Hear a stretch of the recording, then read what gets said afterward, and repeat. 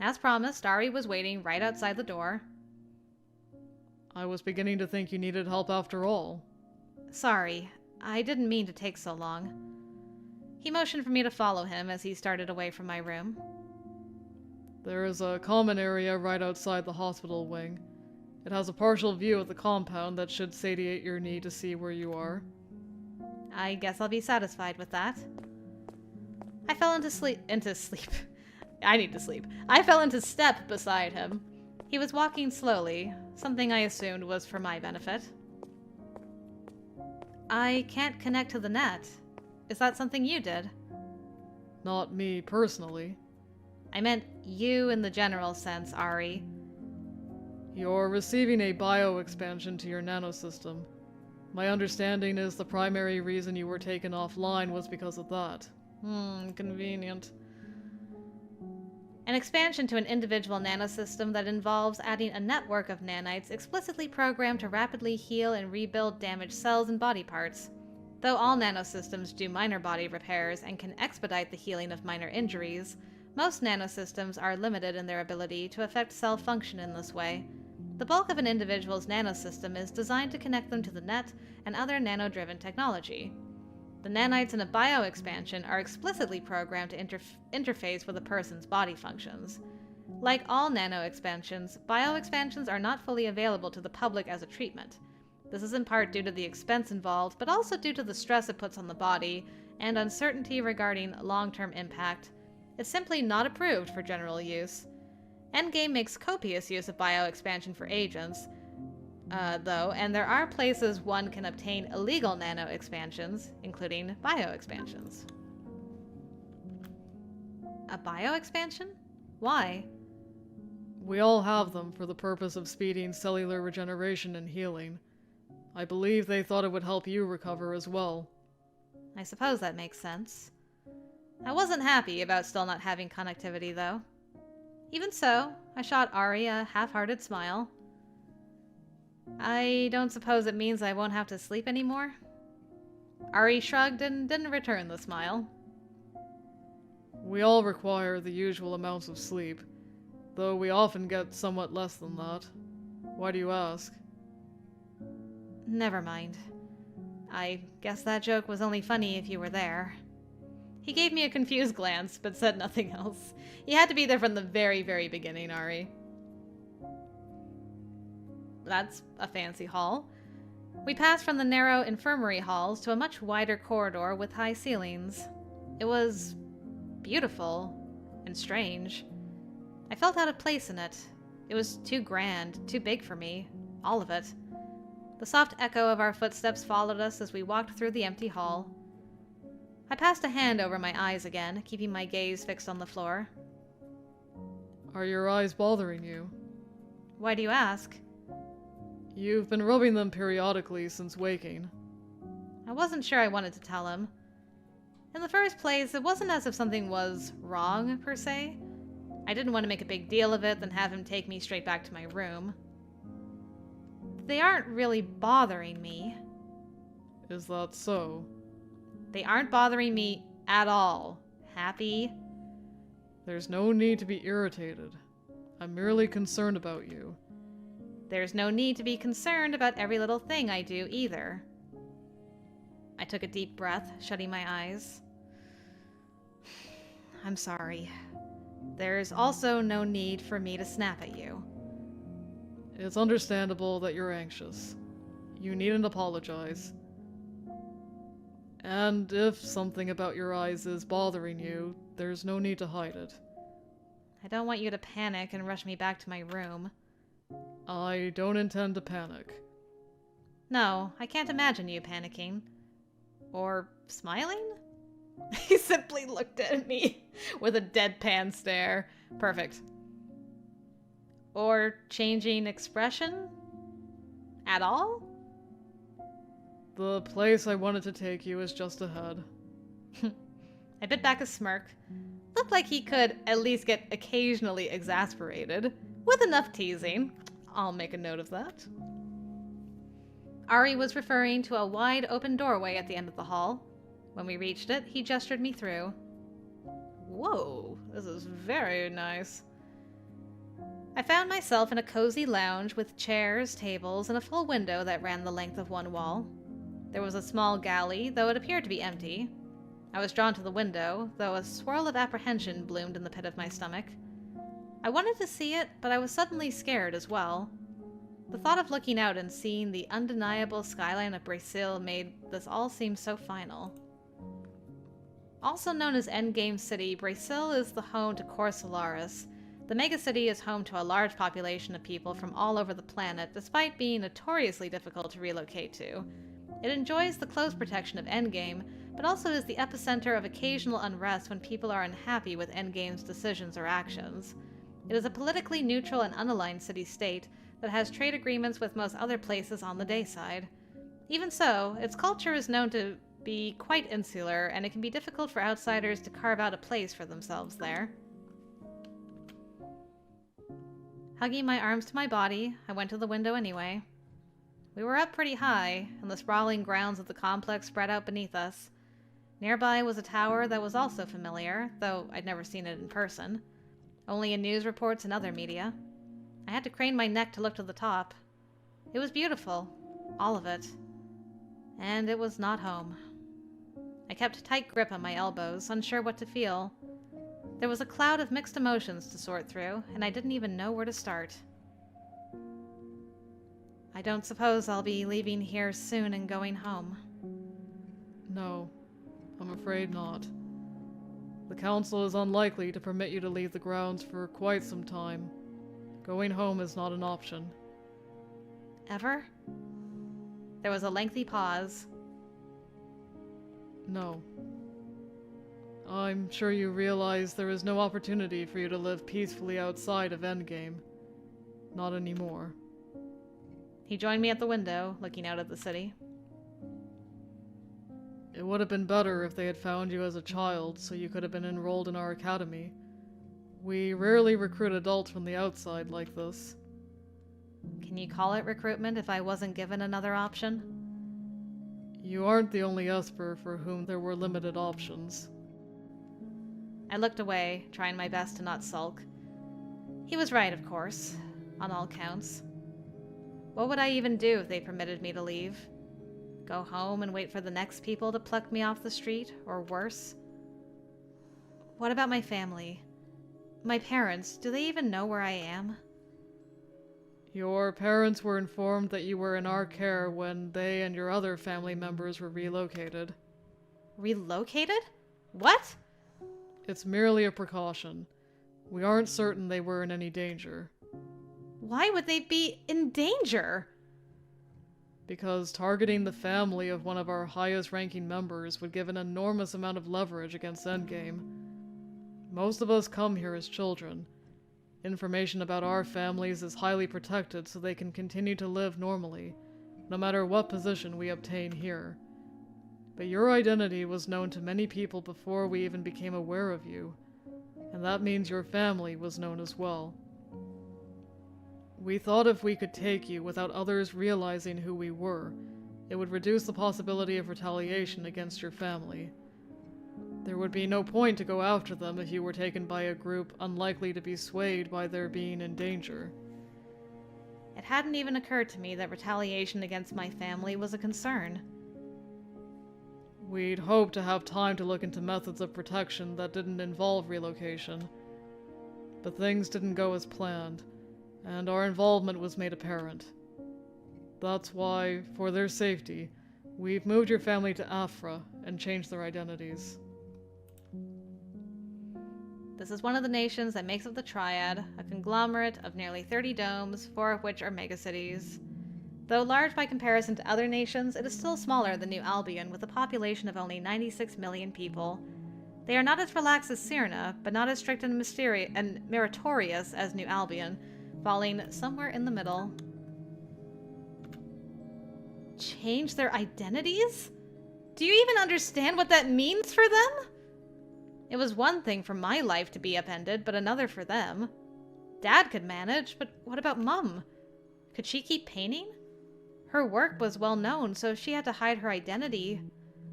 I buried my head in my hands. No, no, no!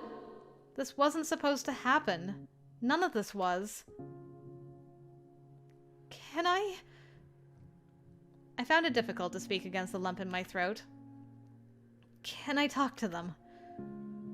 I don't believe you'll be able to contact them yet, but we will look after them. This was so stupid. I was stupid. I had hidden this for so long, and because of that, Mom and Dad were uprooted, moved elsewhere. And what about Brian and Daniel? Oliver would probably be fine on Sierra. Wayne was with the safety department, so I imagined he would take it all in stride. Man, you have a lot of brothers. Okay, we did read about Sierra before, because I remember being like, oh yeah, I pronounced that right, like a badass. I think, right? She says. Yeah, I remember reading about questioning their place. Okay, we good. But Daniel had just gotten engaged. Brian was still studying. This was a mess. I'd ruined things for everyone. Morgan Leone. I jumped when Ari said my name quietly. Why are you crying? Nothing. It's nothing. I'm fine. Are you certain? Perhaps we should have a counselor stop by your room later on. Yeah, maybe that would be a good idea. A counselor wouldn't be able to change any of this, but talking to someone who didn't act like he couldn't even comprehend why I'd be upset might help. Oof. Harsh truths. Ari wasn't exactly making much of an effort to reassure me, but then I guess that wasn't his job. And what would he have even said anyway? Words wouldn't change the situation. It wouldn't fix the fact that everything I'd built until this point had just crumbled away. Perhaps that was why he didn't bother to try. Still, a part of me wanted to hear that it would be okay. I stared outside at the gorgeous day. For the first time in my life, I couldn't see the path ahead at all. There were no classes to focus on, no exams to think about, no goals to work towards. There was only bleak uncertainty. After a very long silence, I felt a warm hand on my shoulder. See, he's got a heart under there. I am sorry, Morgan. I looked up at him gratefully. It wasn't much, but I appreciated the gesture. Here they are! We were interrupted by what looked like a nurse standing in the door, calling down the hall to someone else. Oh, this guy. Within seconds, another man appeared. He wore a white coat like a doctor, but was disheveled with hunched posture and dark circles under his eyes. He also looked more than a little annoyed as he came towards us, tapping into a handheld display. I shot Ari a sidelong look. Dr. Sasaki? Correct. Figures. How strange. I don't believe I signed a release on this patient. But you would never take one of my patients without prior approval, would you? He didn't take me anywhere. I asked to go for a walk. The man didn't acknowledge what I said, but as soon as he was in arm's reach, he tucked the display into a large pocket and caught me by the chin, lifting my face slightly. The patient has excess lacrimal fluid on her face. Tissue around the eyes is swollen.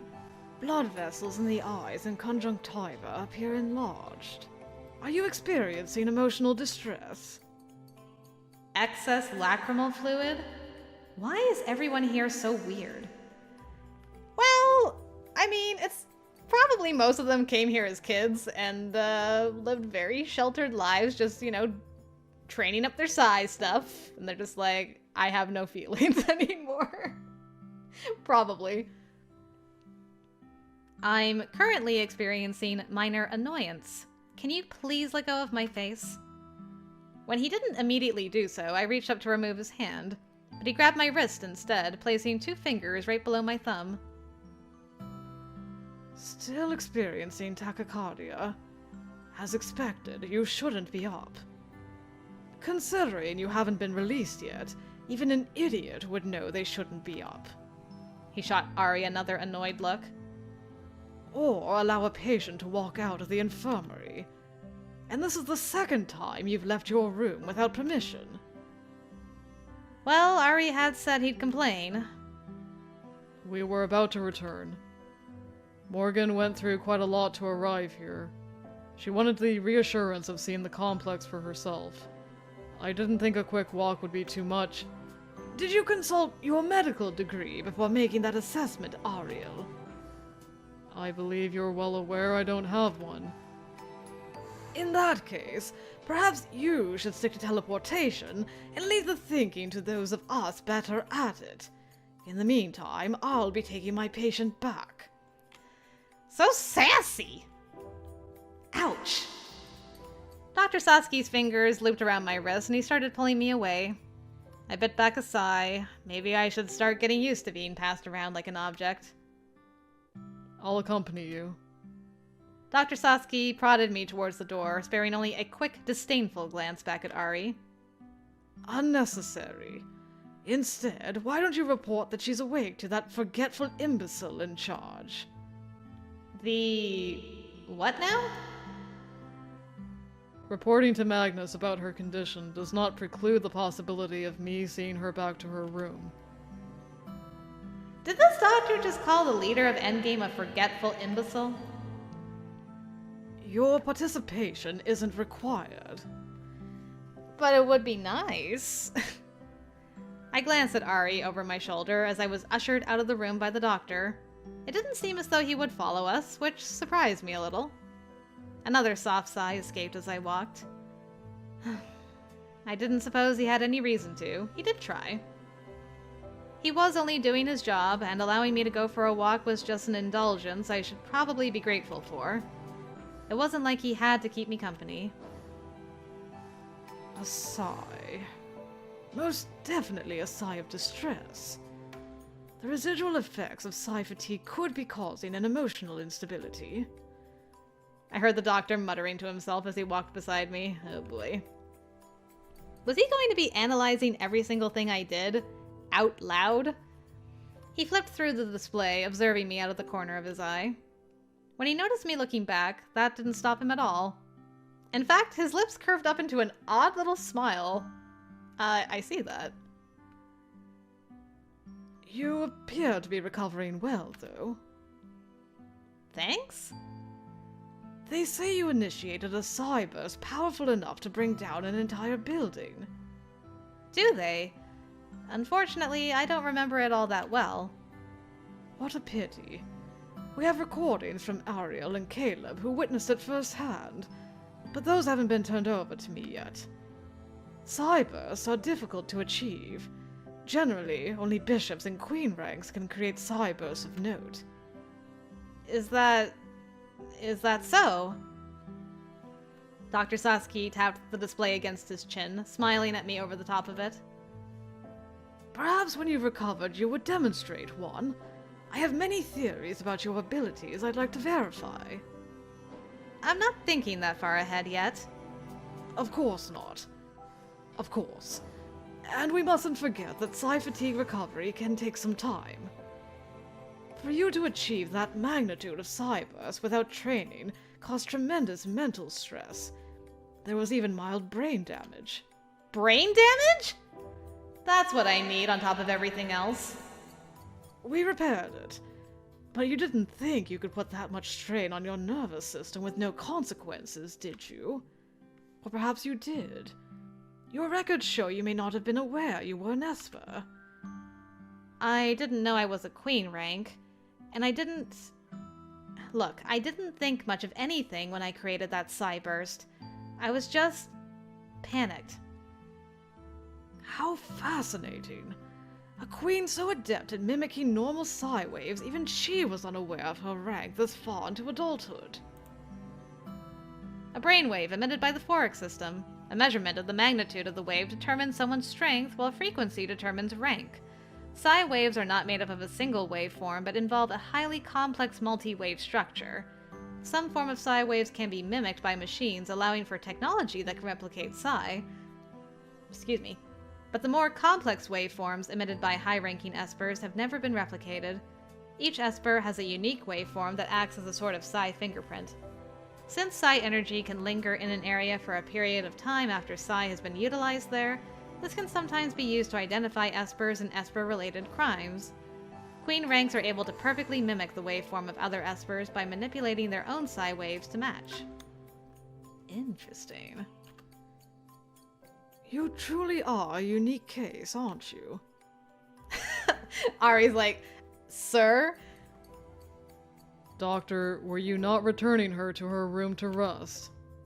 Ari's sudden appearance may have startled me, but Dr. Sasaki didn't act the least surprised. And weren't you going to give a report to the forgetful imbecile? I never indicated I would leave Morgan in your care before I did so. I'm fairly certain this is my room anyway. I can just go rest. Alone? Interviews and demonstrations will have to wait. I expected a protest, but as I sidestepped the doctor, he said nothing. Ari also watched me go without a word. Well, thank you. Leaning against the door, I shut my eyes, listening as Dr. Sasaki launched into a rant about Ari knowing better than to give in to some whim and let me out of my room. A faint smile made its way to my face as I listened to him get into trouble. But it faded quickly. I kicked off my shoes and fell onto the bed. Rolling onto my side, I clutched a pillow to my chest. There were still a lot of questions about how they'd found me and about what would happen to me now. But for the first time, I also realized what all this meant for other people in my life. I never imagined the fallout from all this would land on my parents. Or brothers. Were they mad at me? Did they hate me? I squeezed my eyes shut, knowing that wasn't the case. Even if they were angry I'd been lying to them all this time, none of them would hate me for it. I wanted to talk to them. I wanted to go home. Tears threatened again. I sat up, pushing the pillow away. If I let myself get stuck in that way of thinking, I'd just cry again. Going home was already outside the realm of possibility. I leaned back against the pillows, staring at the wall opposite the bed. And there was nothing I could do about my family anymore, either. Endgame was keeping them safe. That was the important part. And for me, Cor Solaris was the safest place now, whether or not I was happy about it. I would have to make the best of it somehow. Crying wouldn't change anything. This had always been a possibility. I hadn't expected it to happen in this way. I hadn't expected it to affect my family, but I'd always known there was a chance they would discover me. I shut my eyes, letting the tiredness take over. For now, I would rest, and then demand a bath because I'd never had the one I wanted. And also, I was kinda hungry. That was the last thought I had before I fell asleep again.